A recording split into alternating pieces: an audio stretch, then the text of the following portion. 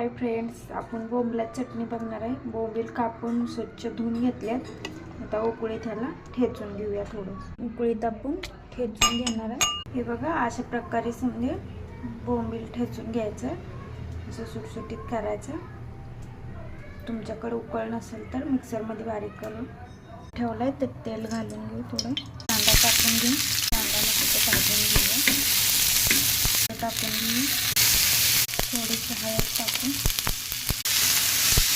लाल तिखट, थोडंसं मीठ, थोडंसं पाणी टाकून घेऊया। बोंबील ठेचून घेतलेलं आहे ते टाकून घेऊ, मिक्स करून घेऊ एकत्र।